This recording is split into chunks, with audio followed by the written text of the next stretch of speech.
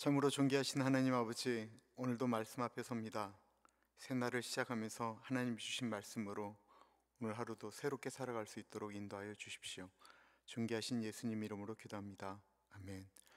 하나님께서 오늘 우리에게 주시는 말씀 스가랴 1장 7절에서부터 21절까지 말씀입니다. 다리오 왕 제2년 11째 달 곧 숫바월 24일에 이또의 손자 베레가의 아들 선지자 스가랴에게 여호와의 말씀이 임하니라. 내가 밤에 보니 한 사람이 붉은 말을 타고 골짜기 속 화석류 나무 사이에 섰고 그 뒤에는 붉은 말과 자줏빛 말과 백마가 있기로 내가 말하되 내 주여 이들이 무엇이니까 하니 내게 말하는 천사가 내게 이르되 이들이 무엇인지 내가 내게 보이리라 하니 화석류 나무 사이에 선자가 대답하여 이르되 이는 여호와께서 땅에 두루 다니라고 보내신 자들이니라. 그들이 화석류 나무 사이에 선 여호와의 천사에게 말하되 우리가 땅에 두루 다녀보니 온 땅이 평안하고 조용하더이다 하더라.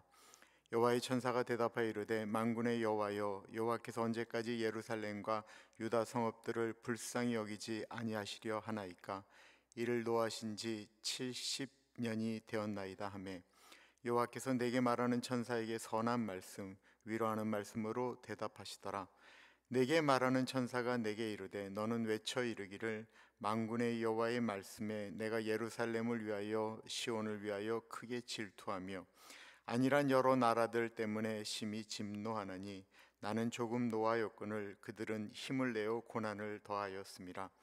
그러므로 여호와가 이처럼 말하노라. 내가 불쌍히 여김으로 예루살렘에 돌아왔은즉 내 집이 그 가운데 건축되리니 예루살렘 위에 먹줄이 쳐지리라.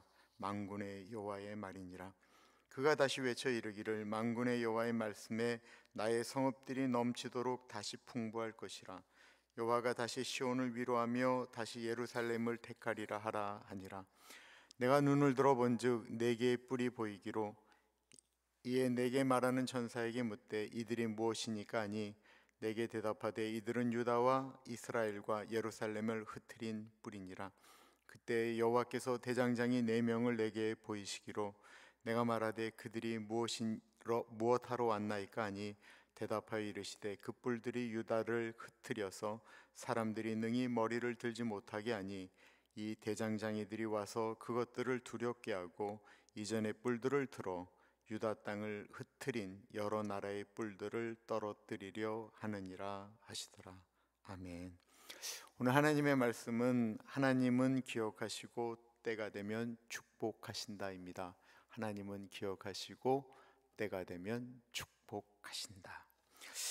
스가랴는 소선지자의 그 책 중에 가장 긴 책이고요. 예수님에 대해서 예언이 가장 많이 나오는 책이 바로 스가랴입니다. 바벨론 포로에서 돌아온 이스라엘 민족들이 성전을 재건하고 노력했지만 성전 재건은 멈추었고 현실은 낙심 가운데 있을 때였습니다. 해도 안 된다라고 느껴지는 패배의식이 강할 때에 다리오 왕 2년에 하나님의 말씀이 스가랴에게 말씀하고 계십니다. 내가 너희를 잊지 않았다. 내가 기억하고 있다. 때가 되면 너희를 축복할 것이다.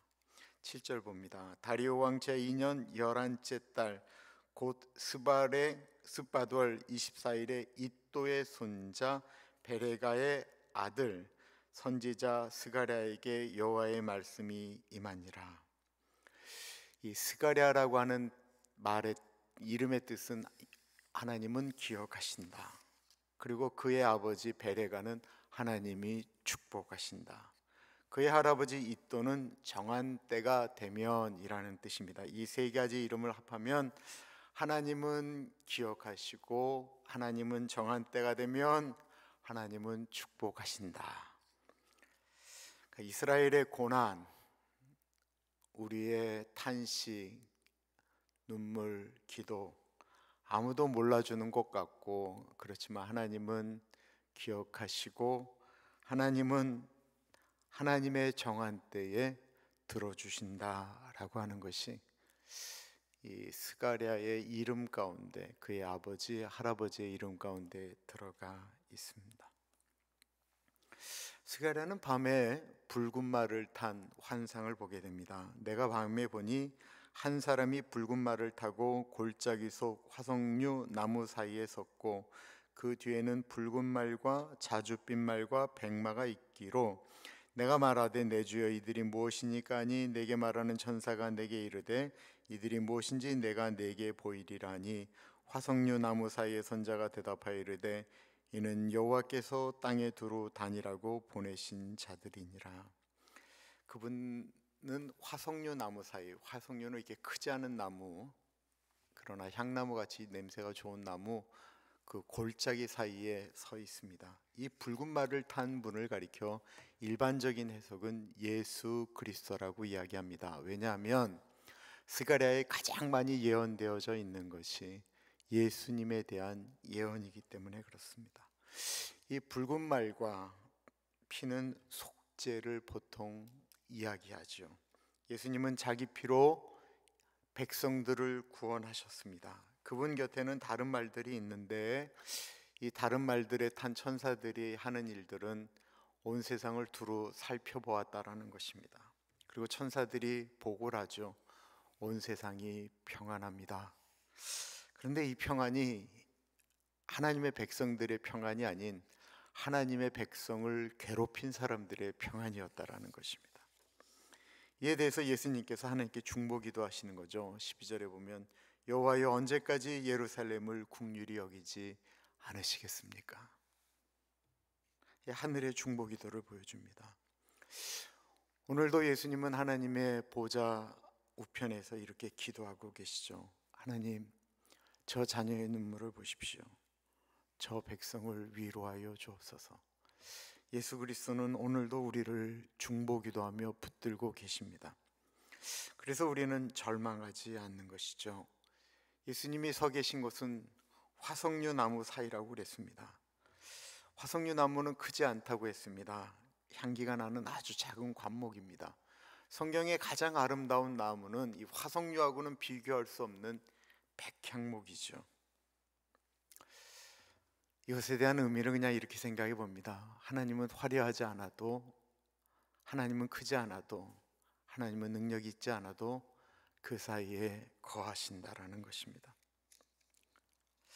세상은 높고 화려한 백향목을 자랑하지만 하나님은 겸손히 낮은 자리에서 향기를 내는 사람들 곁에 계신다라는 것입니다. 예수님의 기도에 하나님께서 어떻게 응답하셨을까요? 16절 17절 보면 그러므로 여호와가 이처럼 말하노라 내가 불쌍히 여김으로 예루살렘에 돌아왔은즉 내 집이 그 가운데 건축되리니 예루살렘 위에 먹줄이 쳐지리라 만군의 여호와의 말이니라. 그가 다시 외쳐 이르기를 만군의 여호와의 말씀에 나의 성읍들이 넘치도록 다시 풍부할 것이라. 여호와가 다시 시온을 위로하며 다시 예루살렘을 택하리라 하라 하니라. 내가 예루살렘에 돌아와서 내 집을 세우겠다. 나의 성읍이 넘치도록 다시 번성할 것이다.